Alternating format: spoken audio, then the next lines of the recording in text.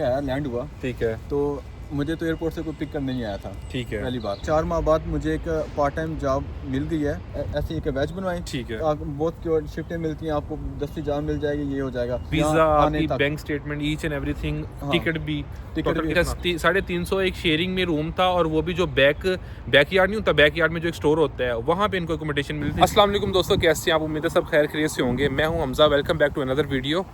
अपना मुल्क छोड़कर किसी नए मुल्क में जाकर अपनी जिंदगी का आगाज करना, इट्स नेवर इजी। ये एक डिसीजन नहीं होता, ये एक ड्रीम होता है, एक स्ट्रगल होती है, एक होप होती है कि कहीं बेहतर फ्यूचर मेरा इंतजार कर रहा है। तो आज हम बात करेंगे एक ऐसे स्टूडेंट से जो पाकिस्तान से आया स्टूडेंट वीजा पर यूके, लेकिन इस जर्नी में इसने एजुकेशन ही नहीं, उसने जिंदगी का असल लेसन भी सीखा है। ये स्टोरी सिर्फ उसकी नहीं है, हर बंदे की ये स्टोरी होती है जो अपना मुल्क, जिस कंट्री में वो रहता है, वो छोड़ के यहाँ पे आया होता है। तो मैं आपको एक ऐसे स्टूडेंट का आज एक एक्सपीरियंस शेयर करूंगा जिसको यूके आए हुए तकरीबन 4 माह हो गए हैं, और उस बंदे को 4 माह बाद जाके अब जॉब मिली है कि उसने क्या क्या चीज़ें यहाँ पे आके फेस की थी। तो बात कर लेते हैं वसीम भाई से। अस्सलाम वालेकुम। वालेकुम सलाम। वसीम भाई, आप किस यूनिवर्सिटी से हैं?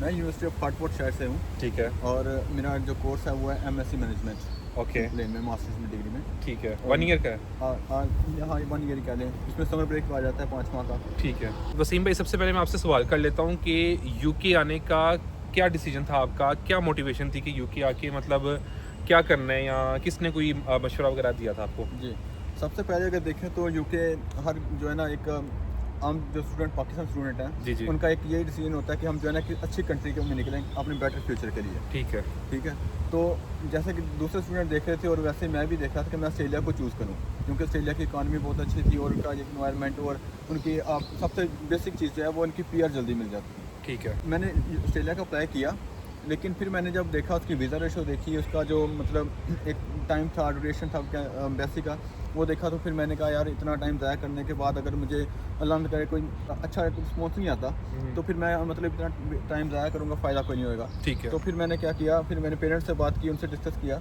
तो उसके बाद फिर मैंने क्या किया जनाब, वो यूके के लिए मैंने अप्लाई कर दिया।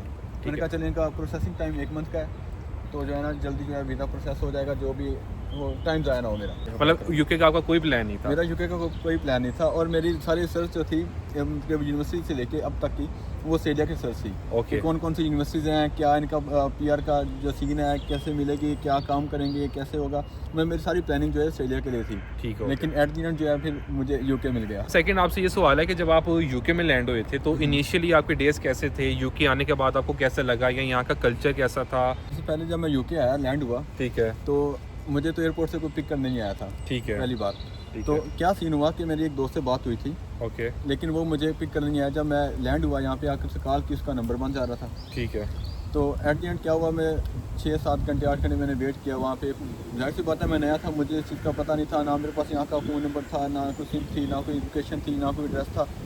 तो खैर एक दोस्त से मेरी बात हुई। आपकी बात काट रहा हूँ, तो आपका यहाँ पे कोई रिलेटिव था कोई जिसके पास आप? नहीं, मेरा रिलेटिव यहाँ पे नहीं था, ठीक है, और कुछ थे, लेकिन मैंने उनसे रब्ता नहीं किया था। ठीक है, आपने कांटेक्ट नहीं किया उनसे था? मैंने कॉन्टैक्ट नहीं किया। तो उसके बाद फिर मतलब मैंने एक दोस्त से बात की, वो लूटन में रह रहा था। ठीक है, तो वहाँ से मैंने फिर टैक्सी करवाई, और एमरजेंसी में एक मैंने अपार्टमेंट देखा, एक लोकेशन देखी, उसमें मुझे लोकेशन भेजी, फिर मैंने वहाँ पे टैक्सी करवाई और वहाँ पे गया, और वो मेरा स्टार्ट पे आते ही मेरा 100 पाउंड्स का जो है लॉस हुआ था। ओहो, ठीक है, मतलब आप जब यूके आए थे तो एयरपोर्ट सुबह 6 बजे से लेके हीथ्रो एयरपोर्ट पे सुबह 6 बजे से लेके 1 बजे तक आप वहाँ पे वेट करते रहे? मैं किसी वेट के, करता आपके जिस फ्रेंड ने आपके साथ कमिटमेंट की थी उसका नंबर बंद था? नंबर बंद था, उसका डाटा ऑफ था, और मतलब कोई मेरे उसका रब्ता नहीं था मेरे साथ। दोस्त ने कमिटमेंट की थी, वो लेने ही नहीं आया था, उसने नंबर ही बंद कर दिया। वसीम भाई 100 पाउंड की टैक्सी करवा के लूटन आए थे, और 350 शेयरिंग में था वो? शेयरिंग में रूम था, और बैक स्टोर में था। अच्छा, 350 एक शेयरिंग में रूम था, और वो भी जो बैकयार्ड नहीं होता, बैकयार्ड में जो एक स्टोर होता है, वहाँ पे इनको अकोमोडेशन मिली थी, जहाँ पे कोई हीटर भी नहीं था। और वसीम भाई आए थे जनवरी इनटेक में, आए थे 2025 में, लेकिन ये इनकी जो फ्लाइट थी वो थी दिसंबर की, किस क्या डेट थी? 26 दिसंबर को आए थे। लेकिन यहाँ पे आपको पता है दिसंबर में यहाँ पे बहुत ठंड होती है, तो बता रहे हैं कि वहाँ पे ना कोई हीटर था, कुछ नहीं था। तो आपके लिए ये एडवाइस है कि आप जब अगर प्लान कर रहे हैं या किसी भी कंट्री का चाहे कर रहे हैं, तो अपनी अकोमोडेशन लाजमी रखना, क्योंकि मैं खुद पर्सनली बहुत जलील हुआ था। अच्छा वसीम भाई, नेक्स्ट मेरा आपसे ये सवाल है कि स्टूडेंट लाइफ के साथ साथ पार्ट टाइम जॉब ढूंढने का आपका एक्सपीरियंस कैसा था? ये मरहला मेरे लिए एक बहुत मुश्किल था। ठीक है, ठीक है, इस चीज़ को लेके कि मतलब यहाँ पे आके सर्वाइव करना और जॉब ढूंढना, उसके बाद साथ स्टडी कंटिन्यू करना रखना अपनी, ठीक है। ठीक है। लेकिन क्या था, अभी मेरी यूनिवर्सिटी स्टार्ट हो रही थी 22 जनवरी को, ठीक है। तो मैं आ गया 26 को। मेरे पास तकरीबन ऑलमोस्ट एक मंथ था, ठीक है। 20-22-25 दिन मेरे पास थे। ठीक है। तो मैंने क्या किया, आते जो मैंने अपना एक जो यहाँ पे एक मिथ बनी हुई थी लोगों की कि आते जस्ट अपना बनाए वो सिक्योरिटी ऐसे एक बैच बनवाएं, ठीक है। बहुत शिफ्टें मिलती हैं आपको, 10 जान मिल जाएगी, ये हो जाएगा। फिर मैंने क्या किया जनाब, आते ही जो है ना ऐसे ही का बैच अप्लाई कर दिया। ठीक है भाई, नेक्स्ट मेरा आपसे ये सवाल है कि स्टूडेंट लाइफ मतलब स्टूडेंट लाइफ में आप पार्ट टाइम जॉब आपके लिए ढूंढना कैसा था, मुश्किल था या आसान था? ये एक बहुत मुश्किल टास्क था मेरे लिए, क्योंकि मेरे पास कोई ऐसी स्किल नहीं थी, ठीक है। जो कि एक प्रैक्टिकल लाइफ में आके मैं उस स्किल की बेस पे कोई जॉब अचीव कर सकूं। ठीक है। ठीक, यहाँ पे जो है ना जॉब ढूंढना सबसे एक मुश्किल टास्क होता है ठीक है। एक स्टूडेंट के लिए, जिसके पास कोई स्किल भी ना हो, जिसने पास एक बैचलर किया हो या अपनी एक FSC कंप्लीट की हो, उसके बाद फ़ौरन जो है स्टडी वीज़ा पे बाहर आ जाए, ठीक है। उसके लिए एक बहुत मुश्किल टास्क होता है ये बड़ा। तो इसका क्या सीन होता है कि मेरे पास कोई स्किल ऐसी थी नहीं जिसकी बेस पे मैं अपनी कोई जॉब अचीव कर सकता। तो क्या हुआ, मैं मार्केट में निकला, मार्केट घूमी, मतलब टेक वेस्ट देखे, कार वाश, मतलब जो भी मार्केट थी मैंने सारी घूमी, लेकिन मुझे कोई रिस्पॉन्स नहीं आया। ठीक है। क्योंकि मैंने अपनी फीसिस भी देनी थी यूनिवर्सिटी की, वो भी टेंशन थी मेरे पे।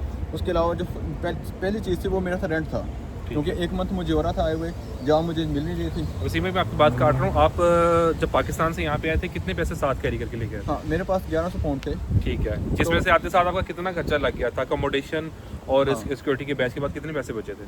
मेरे पास अगर देखें तो तकरीबन 300-400 पाउंड मेरे पास थे सारे। तो अच्छा, अगर कोई स्टूडेंट आ रहा है, मैं यहाँ पे एक चीज़ ऐड करूँगा, तो आप उनको क्या बोलेंगे कि आने से पहले कितने पैसे साथ लेके आए कम से कम?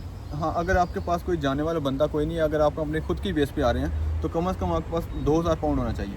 ठीक है, 2000, ताकि आप आके इजीली मैनेज कर सको, क्योंकि इस कल्चर को समझने में, इसकी मार्केट को समझने में आपको टाइम लगता है। ठीक है, तो आपको वो आप पे डिपेंड करता है, आप 1 मंथ में समझ आएँ, 2 मंथ में समझ आएँ, 1 वीक में समझ आएँ। ठीक है, आपको जॉब अचीव करने में एक टाइम लगता है। उसके अलावा आपका जो अगर यहाँ पे रेफरेंस है, तो आपको जॉब 1 मिनट में मिल जाती है। अगर आपका रेफरेंस नहीं है तो आप समझिए आपकी कोई जॉब नहीं मिलेगी, अगर आपका स्किल नहीं है। ये चीज़ वसीम भाई ने बहुत अच्छी बताई है। अगर तो यहाँ पे आपका अच्छा एक तगड़ा कोई रेफरेंस है ना, तो आपको जॉब 1 हफ्ते या 10 दिन के अंदर आपको जॉब मिल जाती है। अगर आपका रेफरेंस नहीं है तो आपको बड़े ही खज्जल होना पड़ता है, कभी किधर जाना पड़ता है, कभी किधर जाना पड़ता है। वसीम भाई चले थे लुटन से, तो लुटन से आप चले थे, तो वहाँ से फिर उसके बाद कहाँ पे आप आए थे? हाँ, लुटन से जब मुझे नहीं मिली कोई भी, फिर मैं वहाँ से गया सेंट एल्बन। ठीक है। सेंट एल्बन मैंने जाके मार्केट देखी, 3-4 दिन में वहाँ जाता रहा कि कोई जॉब मिल जाए इधर से कुछ, लेकिन वहाँ से मुझे कोई जॉब नहीं मिली। ठीक है। ठीक है, वो कह रहे थे हमें एक फुल टाइम चाहिए, नंबर 2 उसके बाद आपको कोई ऐसी स्किल हो या आपने पहले किसी बेकरी में या किसी भी टेकवे में काम किया हो। ठीक है, हमारा एक्सपीरियंस बंदा चाहिए हमें। तो वहाँ पे मुझे कोई जॉब नहीं मिली। लुटन कितने दे रहे थे आप? 1 माह? लुटन में रहा तकरीबन 1.5 माह। 1.5 माह लुटन रहे, उसके बाद सेंट्रल बैंक कितने दे रहे? तकरीबन 1 माह वहाँ पे रहा मैं। ठीक है, मतलब 2.5 माह बाद आप इधर वॉटफोर्ड में आए थे? हाँ। मतलब खुद ही चलते चलते हैं, किसी ने आपको रेफर किया था? किसी ने रेफर नहीं किया था, खुद ही चलते मतलब क्या, सेंट एल्बन जब कोई जॉब नहीं मिली, फिर वहाँ से मैं निकला। ठीक है। मैं एक दिन मैं संडे को ऑफ था, यूनिवर्सिटी ऑफ थी, तो मैं आ गया इधर वाटफोर्ड में। ठीक है। वहाँ पे यहाँ पे आके मुझे कुछ टेकवेज ने मेरे नंबर लेना शुरू कर दिए। ठीक है। कुछ से मेरी बात हुई, तो उन्होंने कहा, मुझे एक उम्मीद की किरण जो है ना वो रोशन हुई मेरी कि हाँ यार, यहाँ पे मुझे कुछ ना कुछ जॉब मिल जाएगी। ठीक है। तो खैर मैंने वहाँ से जो है ना अपना बोरी बिस्तर समेटा और जहाँ मैं वाटफोर्ड में शिफ्ट हो गया। ठीक है। ताकि मैंने कहा चले कुछ ना कुछ तो यहाँ पे मिलेगा। लेकिन आते विदिन 1 वीक जो है ना मुझे एक पार्ट टाइम जॉब जो है मिल गई, जो कि मेरे लिए बहुत एक बड़ी अचीवमेंट थी। तो मुझे ये चीज़ सीखने को मिली कि यार चले आपकी जो स्ट्रगल होती है उसका आपको कोई ना कोई एट दी एंड जो है ना कुछ ना कुछ मिलता है। जिस चीज़ की आप स्ट्रगल करते हैं ना, उसका आपको एंड पे कुछ ना कुछ मिलता है कुछ। तो वसीम भाई, आप जो इतनी स्ट्रगल कर रहे थे, आप बता रहे हैं कि मैं काफ़ी परेशान था, मैं जॉब ढूंढ रहा था, तो ये सारी चीज़ें आपकी बैक फैमिली को भी पता था या सिर्फ आप खुद ही फेस कर रहे थे? नहीं, बिल्कुल नहीं। मैं अपनी किसी बैक फैमिली कुछ चीज़ नहीं बताई थी। ठीक है। मतलब जब मेरी बात होती थी उनसे, तो मैं बिल्कुल एक अच्छे बिहेव से उनसे बात करता था, ताकि यार मैं नहीं चाहता था कि मेरी वजह से वो परेशान हो। ठीक है। क्योंकि अगर मतलब उनको परेशान करने का फ़ायदा कोई नहीं, क्योंकि आपने खुद ये रास्ता चूज़ किया है बिल्कुल बाहर जाने का, तो आप पे ये डिपेंड करता है कि आप जो है ना उस चीज़ को फेस करो फिर। तो यार ये एक बहुत बड़ी चीज़ होती है, क्योंकि मैं खुद पर्सनली मैंने भी यहाँ पे आके ऐसी चीज़ें फेस की थी जो सिर्फ मुझे पता थी या मेरी वाइफ को पता थी या मेरे अल्लाह को पता थी। मैंने उसके अलावा किसी के साथ चीज़ें शेयर नहीं की थी, और सिर्फ मतलब वो कहते हैं ना कि सर झुका के सिर्फ काम ही करता रहा था। तो बहुत सी चीज़ें यहाँ पे फेस करनी पड़ती हैं और वो इंसान वही जानता है जिसके ऊपर ये बीत रही होती है। वसीम भाई, सबसे इम्पोर्टेंट सवाल ये, जो पेपर इमिग्रेशन एक रूल पास हुआ है, वो उसके बारे में आपका क्या ख्याल है? आपको अभी तकरीबन 4-5 माह हुए हैं, बिल्कुल ऐसे ही। तो उसके बारे में क्या आप कहना चाहेंगे? अगर कोई स्टूडेंट प्लान कर रहा है ऐसा यूके के आने के लिए, तो मैं उसे एक पर्सनली एक एडवाइस करूँगा एज अ ब्रदराना तौर पे कि वो यूके को चूज़ ना करे। जो लॉ पास हुआ है इसके बाद जो है ना वो एक ILR उन्होंने 10 साल की कर दी है। बहुत मुश्किल है, एक स्ट्रगल लाइफ अब जो है ना वो अच्छी खासी स्ट्रगल चल रही है। और वसीम भाई, एक तो उन्होंने ILR भी 10 साल की कर दी है, उसके अलावा उन्होंने PSW 1.5 साल का कर दिया, और उसके अलावा उन लोगों ने फीसिस में भी थोड़ी सी उन्होंने ना कुछ परसेंटेज उन्होंने बढ़ाई है। अब वसीम भाई, मैं आपसे ना कुछ सवाल करूंगा कि आप जब पाकिस्तान से यूके आए हैं, आपका टोटल कितना खर्चा लगा था? आपकी टोटल फीस कितनी है सबसे पहले? अब मेरी टोटल जो फीस है वो थी 16,500। 16,500। उसके बाद 2,000 रुपये मुझे स्कॉलरशिप मिली थी, ठीक है, तो मेरी टोटल फीस हो गई 14,500। ठीक है, ठीक है। ठीक है, और मैंने 7,500 पाउंड जो है वो पे किया था पाकिस्तान से। इनिशियली आपने डिपॉजिट 7,500 किया था? बिल्कुल ऐसे ही ठीक है। है, और मतलब अभी ऑलमोस्ट 7,000 फीस जो है मेरी पेंडिंग है। ठीक है। ठीक है, तो मतलब ओवरऑल जो मेरी कास्ट आ गई मेरे पूरा वीज़ा अप्लाई करने में और वीज़ा, यहाँ आने आपकी तक, bank statement, each and everything, हाँ, टिकट भी, टिकट टोटल भी कितना? तकरीबन 50 लाख मेरी जो है वो एक एक्सपेंस आ गए थे यहाँ पे। ठीक है, ठीक है, उसके अलावा जो है मेरी स्टेटमेंट थी वो थी 70 लाख की। अच्छा। ठीक है, मतलब वो स्टेटमेंट ज़्यादा थी, मतलब स्टेटमेंट के overall- आपने आप पैसे लग दिए थे? नहीं, स्टेटमेंट हमारी आपकी अपनी थी, ठीक है। स्टेटमेंट अपनी थी। ठीक है, ठीक है, तो उसके अलावा ये क्या हुआ, ओवरऑल अगर देखें तो स्टेटमेंट को इंक्लूड करके तकरीबन 1 करोड़ और 25-30 लाख की गेम थी सारी। ठीक है। आप स्टेटमेंट को ऐड करने के बाद बता रहे हैं कि 1 करोड़ 15 या 20 लाख की गेम थी टोटल। बिल्कुल। अगर आप स्टेटमेंट निकाल देते हैं तो तकरीबन 50 लाख आपका लगा था, हाँ, 50 जिसमें लाख। आपने 7,500 पाउंड इनिशियल डिपॉजिट करवाया था, जिसमें आपकी सारे फीसिस, वीज़ा फ़ीस, तो आपकी IHS फ़ीस, और इसके अलावा टिकट भी जिसमें ऐड है, और जो 1100 पाउंड आप साल लेके आए तो वो भी ऐड है। हाँ, नहीं वो अलग है। नहीं, वो भी सारा ऐड करके बताएं अच्छा, ना। वो फिर आप कर लें, आप 55 लाख कर लें तकरीबन। तो वसीम भाई का तकरीबन 55 लाख लग गया था। 7,500 इन लोगों ने इनिशियल डिपॉजिट करवाया था, जो कि मतलब मैं अब सोचूं ना तो मेरे लिए बहुत ज़्यादा, क्योंकि मैं आया था सितंबर 2023 में वसीम भाई से 1 साल आने से पहले, और मेरा और जो मेरी वाइफ का जो दोनों का टोटल खर्चा आया था वो तकरीबन आया था 62 लाख। अब आप कोई जो स्टूडेंट अभी भी आ रहे हैं, जो जिनके वीज़े लग गए हैं, जो जिन लोगों ने अप्लाई कर दिए हैं, उन लोगों को क्या एडवाइस करेंगे कि यार आने से पहले ये चीज़ें लाजमी करके ना जो आपने गलतियाँ की थी, ताकि वो लोग आके ये चीज़ें फेस ना कर सकें? बिल्कुल। सबसे पहले जो भी स्टूडेंट जाने का प्लान कर रहा है उसके लिए सबसे पहले चाहिए कि वो कोई ना कोई स्किल लाजमी सीख के आए। चाहे वो एक मैकेनिक है या चाहे वो टेकवे पे काम करता है, उसको पिज़्ज़ा बनाना अच्छा आता है, ठीक है, उसको मतलब एक कार मैकेनिक है, कोई भी स्किल है, ईच फॉर एवरीथिंग। ठीक है, वो लाजमी जो है ना सीख के यहाँ पे आए, ताकि उसके लिए जॉब जो है हिंट करना सबसे आसान हो जाए। वो दूसरी जो बात है वो यहाँ पे अपनी अकोमोडेशन ढूंढ के आना चाहिए, अकोमोडेशन देख के आना चाहिए कि हाँ यार मेरे रहने की ये मेरी जगह है वहाँ पे, कि मैं लैंड होऊंगा तो मैं सीधा अपनी अकोमोडेशन में जाऊंगा, ना कि झील होऊंगा जगह जगह पे। इसके अलावा जो लास्ट बात है, अगर आप हार्ड वर्किंग नहीं है, अगर आप मेहनत नहीं करना चाहते, अगर आप जो है ना वो कहते हैं ठीक है हल्का फुल्का किया और बात ख़त्म, तो फिर आप यूके को चूज़ ना करें, क्योंकि यहाँ पे एक अच्छी खासी स्ट्रगल करना पड़ती है, आपको नींदें हराम करना पड़ती हैं, अपनी सीधी बात है। वसीम भाई, कभी आपको ऐसा लगा हो यहाँ पे यूके आने के बाद, जब आप इतनी स्ट्रगल फेस कर रहे थे कि यार मैंने यूके आके गलती कर ली, मुझे पाकिस्तान वापस चले जाना चाहिए? हाँ, बिल्कुल ऐसे ही है। मुझे ना एक पॉइंट आया था, मतलब जब मुझे यहाँ पे आए 2 माह हो गए थे, ठीक है। मुझे कोई जॉब नहीं मिल रही थी, ठीक है, और मेरे पास रेंट के पैसे नहीं थे, मेरे पास जनाब खाने के पैसे नहीं थे, मेरे पास यूनिवर्सिटी की मतलब आने जाने का जो रेंट था उसके पैसे नहीं थे मेरे पास। तो तब मैंने सोचा यार पाकिस्तान तो बहुत अच्छा था, कम से कम बंदे के पास जो है ना वो एक टेंशन नहीं थी कि यार ये भी करना है, ये भी करना है, ये भी करना है।